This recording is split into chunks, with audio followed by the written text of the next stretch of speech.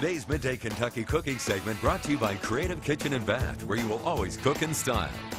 Welcome back to Midday Kentucky. We are right here at Wild Time with Miss Allison Davis. How are you doing, Bill? I'm great. How are you? I'm doing good. Doing nice and bright for summer. Well, thank you. And your hair looks beautiful. Oh, gosh. There we go. Okay, so what are we going to be working on today? Okay. Well, I love just this time of year. I'm thinking about Memorial Day weekend. I'm thinking about barbecues. Yes. I'm thinking about summer.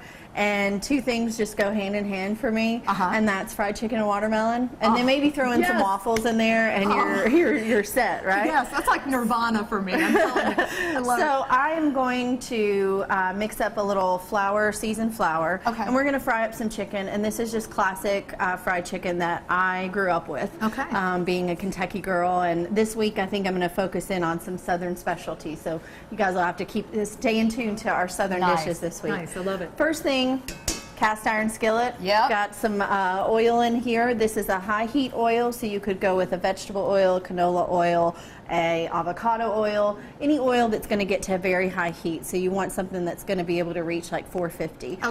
A way that I test it without throwing water in it or making it splash all over is a wooden spoon, and you can see how that wooden spoon just bubbles around, and that tells us that our oil is at a perfect fry temperature. So if you put the spoon in and it doesn't do anything, it's not hot enough. Okay. Right, exactly. So our oil's ready.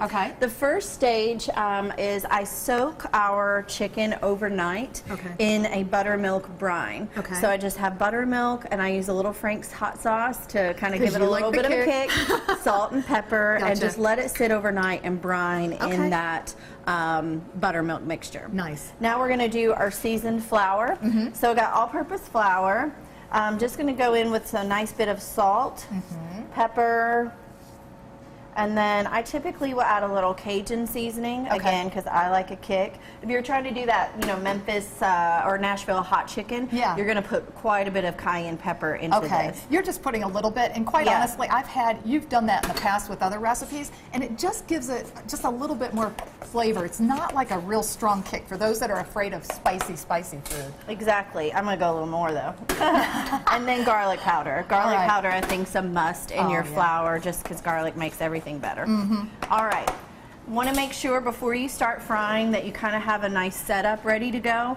So I have what I call a spider, or some people may call a skimmer, so that we can get our chicken out of the oil when it's ready. And then I have a sheet tray with a wire rack over top, and that's going to help to let the grease kind of drip off and keep our chicken nice and crispy. Gotcha. So now I'm going to go in, and we're just going to kind of dredge the chicken a couple times in the flour, kind of let a little bit of the excess kind of fall off, and then just place it right in there, and you're good to go. Easy like that.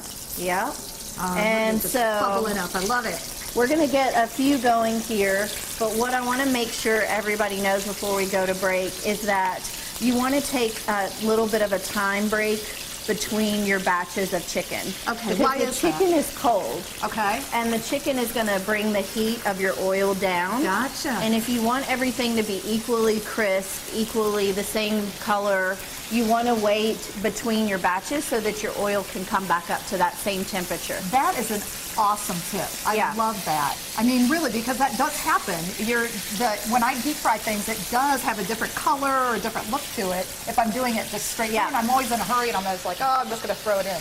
Exactly. So that's great. Good to know. So what the second thing that I do, and you could continue to fry this in this until it's all the way done, but just for time's sake and not to get it too brown and bitter, I typically will take it out of the oil once it's a golden brown and finish it off in the oven. Good. So these look pretty good. Yep, they do look good. We're going to lay those on that wire rack.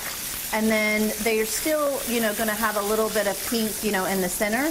So we're going to finish them off in the oven until they reach about 165. Gotcha. Now, do you cover it when you put it in the oven? I don't. I'm going to put it right in here on this rack so it can try to stay crispy, not sit in any oil that needs to drip off can. And how long are you going to put that in the oven for? I'd say this will go for maybe another 10 or 15 minutes, but really I'll just temp it. So it depends on the size. Okay. Those look fantastic. I can't wait to dig in. For this recipe and many other recipes, head over to our website, website at WTVQ.com/Midday Kentucky. Go to the recipes tab and you'll find this recipe and many others there. Or you can head over to Miss Allison's website at wildtimecooking.com, and you can find us on Instagram at wildtimecooking, or you can find me personally on Instagram at Chef Allison Davis. And we'll be right back right after this short break. Keep it right here.